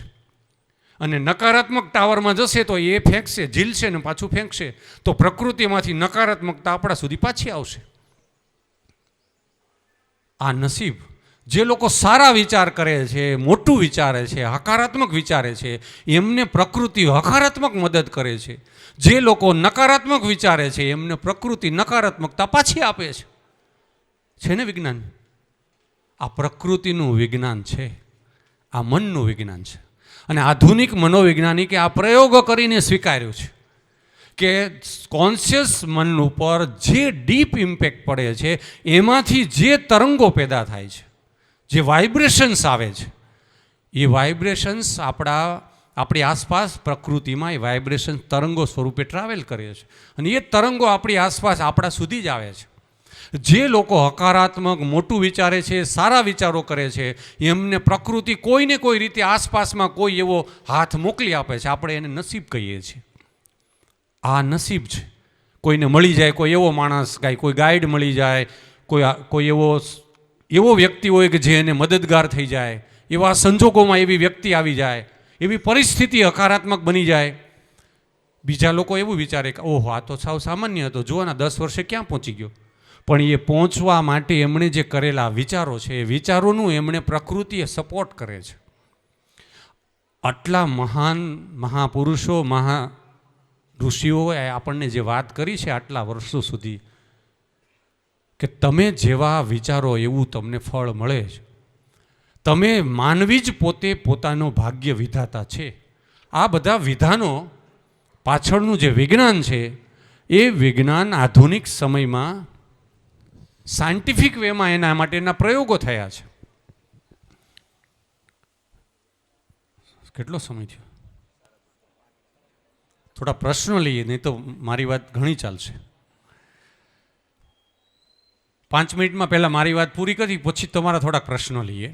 મેં જે વાત કરી એના 2-3 ઉદાહરણો તમને આપું કે સાયન્ટિફિક જે ઉદાહરણો છે, જે પ્રયોગશાળામાં કોન્શિયસ માઇન્ડને મનની શક્તિ ઉપર જે પ્રયોગો થયા, તમને જાણીને નવાઈ લાગશે. દાખલા તરીકે એક સાવ સામાન્ય વ્યક્તિને મનોવિજ્ઞાનની પ્રયોગશાળામાં લાવવામાં આવ્યો. જીવનમાં જેમણે ક્યારેય આલ્કોહોલ પીધું નથી, દારૂ, એવી વ્યક્તિને પ્રયોગશાળામાં લાવવામાં આવ્યા. એમનું બ્લડ ટેસ્ટ કરવામાં આવ્યું. એમના લોહી ટેસ્ટ કર્યું એટલે એમના લોહીમાં આલ્કોહોલનું પ્રમાણ 0 હતું. સ્વાભાવિક છે કે એમણે ક્યારેય આલ્કોહોલનું સેવન કર્યું નહોતું. પછી એ વ્યક્તિને હિપ્નોટાઇઝ કરવામાં આવ્યો અને એમનું સબકોન્શિયસ માઇન્ડમાં એમને લઈ જવામાં આવ્યો અને એને પછી કમાન્ડ આપવામાં આવ્યો પ્રયોગશાળામાં, મનોવિજ્ઞાનની પ્રયોગશાળામાં. એવું કહેવામાં આવ્યું, એ પહેલેથી જ પ્રયોગશાળામાં બધું ડિઝાઇન હતું કે એક ટેબલ હતું, સરસ મજાનું ડેકોરેટિવ ટેબલ ઉપર એક બોટલ પડી હતી, એક ગ્લાસ પડ્યો હતો સાદા પાણીનો. એમને કમાન્ડ આપવામાં આવ્યો પ્રયોગશાળામાં કે તમે એક એવી પાર્ટીમાં ગયા છો કે ત્યાં મહેફિલ છે, ત્યાં દારૂ પીરસવામાં આવે છે, તમે ત્યાં બેઠા છો, તમને હવે આ દારૂ પીરસવામાં આવે છે, આલ્કોહોલ આપ્યું, તમે હવે આ દારૂ પી રહ્યા છો, મહેફિલ માણો છો. પાણી હતું, સાદું પાણી. પછી એ વ્યક્તિને એને પાણી પીધું, સાદું પાણી. કમાન્ડ એવો હતો કે તમે આલ્કોહોલ પીવો છો. પછી એ વ્યક્તિને પાછો નોર્મલ કરવામાં આવ્યો. પછી એનું બ્લડ ટેસ્ટ કરવામાં આવ્યું અને જે વ્યક્તિએ ખરેખર આલ્કોહોલ લીધો હોય ને એના બ્લડ ટેસ્ટમાં આલ્કોહોલ આવે એવું આ વ્યક્તિના બ્લડમાંથી આલ્કોહોલ આવ્યું. આ આલ્કોહોલ ક્યાંથી આવ્યું? આલ્કોહોલ ક્યાંથી આવ્યું? આપણું સબકોન્શિયસ માઇન્ડ એટલું પાવરફુલ છે કે એની અંદર જે ચિત્રણ કે જે કમાન્ડ જાય છે એ કમાન્ડને વાસ્તવિકતા ગણી લે છે અને એ વાસ્તવિકતા શરીર ઉપર પણ અસર પડે છે. અસાધ્ય રોગો લોકો આવી રીતે સાજા કરે છે. પોતાના સબકોન્શિયસ માઇન્ડમાં કમાન્ડ આપીને અસાધ્ય રોગો, મેડિકલ સાયન્સ પણ આને સાબિત નથી કરી શક્યું કે આ કેવી રીતે થાય છે. પણ માણસના મનની અંદર જે શક્તિઓ છે એને શારીરિક સ્વાસ્થ્ય માટે પણ ઉપયોગ કરી શકાય છે. ફરીવાર મારી વાતને ટૂંકાવું તો સૌથી પહેલાં જીવનમાં નક્કી કરો ક્યાં જવું છે. પણ એ નક્કી કરવું એ ક્યાં જવું છે હંમેશા મોટું નક્કી કરવું. ક્યાં જવું છે નક્કી કરવામાં કેવી રીતે જવું છે એટલે પ્રક્રિયા, સાધનો, સમયનો સદુપયોગ કરીને એ પ્રક્રિયા દરમિયાન જ્યારે મુશ્કેલીઓ આવે તો મુશ્કેલીઓને તમે કેવી રીતે લ્યો છો. પડકારોનો સામનો તમે નિરાશ થઈને, હતાશ થઈને કે નકારાત્મકતાથી વ્યક્તિ લે છે કે હકારાત્મકથી. તમારું ધ્યાન, તમારું ફોકસ ક્યાં કેન્દ્રિત થાય છે? જ્યાં ધ્યાન કેન્દ્રિત થાય ત્યાં વ્યક્તિની તમામ ઉર્જા કેન્દ્રિત થાય. પછી એના માટેનું આયોજન, સ્માર્ટ વર્ક, સમયનો સદુપયોગ અને હકારાત્મક દિશા. મેં કીધું ને, ઉદાહરણ આપ્યું ને કે પોતાની શક્તિને જો નકારાત્મક દિશામાં ઉપયોગ કરશે તો એ નકારાત્મકતા તરફ જશે. જે યુવાનો આવા ટૂંકા શોર્ટકટમાં પડે છે, જે ડ્રગ્સ જેવી બધીમાં, ટૂંકા ગાળાના મનોરંજનમાં, પોતાની શક્તિઓને થોડીક એવી ક્ષણિક મજા લેવા માટેના આવા શોર્ટકટમાં પડે છે, એ લોકો પોતાના જીવનની બરબાદી તરફ જાય છે. અથવા એવી કોઈ પણ કુટેવ પડે છે જેના કારણે એ જીવનમાં સર્જનશીલતા તરફ અથવા હકારાત્મક દિશા તરફ જઈ શકતા નથી. એવી વ્યક્તિઓ નકારાત્મક દિશા તરફ ગતિ કરે છે. જે લોકો હકારાત્મક દિશા તરફ પોતે સફળ થવા માટેની જે મુશ્કેલીઓ પડે છે એમનો સામનો હકારાત્મક રીતે, હતાશ થયા વગર જે સામનો કરે છે, એવા યુવાનો હકારાત્મક દિશા તરફ ગતિ કરે છે. પણ જે લોકોને પોતાનો દૃઢ સંકલ્પ, જે લોકો હંમેશા પોતાના મનમાં ઇનપુટ્સ પોઝિટિવ આપ્યા જ કરે છે અને મનને ટ્રેન કરીને પણ એવા હકારાત્મક દ્રશ્યો વિઝ્યુલાઇઝ કરે છે, પોતે જ્યાં પહોંચવું છે એને વિઝ્યુલાઇઝ કરે છે અને લાંબો સમય સુધી પોતાના આ કાર્યમાં વળગ્યા રહે છે, એવા લોકોને અચૂક સફળતા મળે છે. 7મી વાત મેં એ કીધી કે સફળતા માટે કોઈ આવા બાહ્ય પરિબળો જવાબદાર નથી.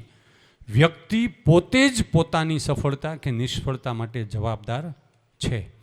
હું એવું ઈચ્છું કે આ ગ્રામ્ય વિસ્તારમાંથી આવતા વિદ્યાર્થી ભાઈ બહેનો જીવનમાં આવી પદ્ધતિથી જે ક્ષેત્રમાં જાય, કલાના ક્ષેત્રમાં જાય, સાહિત્યના ક્ષેત્રમાં જાય, રમતગમતના ક્ષેત્રમાં જાય, કોઈ અન્ય વ્યવસાયના ક્ષેત્રમાં જાય, ટેકનોલોજીના ક્ષેત્રમાં જાય, વિજ્ઞાનના ક્ષેત્રે જાય, સારા મેથેમેટિશિયન બને, તો એ ક્ષેત્રમાં પોતાની તમામ ઉર્જાને કેન્દ્રિત કરે અને જીવનમાં જ્યાં છે ત્યાંથી એ સફળતા તરફ એ ઉપર ઉઠે, એવી શુભકામનાઓ સાથે ફરીવાર હું આ સંસ્થાને અભિનંદન આપું છું કે અહીંયા દીકરા દીકરીઓને એક સારા માહોલમાં આપનું આ 38 વર્ષથી એક તાલુકા કક્ષાના ગ્રામ્ય વિસ્તારમાં આપના બાળકોને ઘણા બધા હજારો યુવાનોને દિશા આપવાનું આપે કામ કર્યું છે અને આગામી વર્ષોમાં પણ આપ કરતા રહેશો.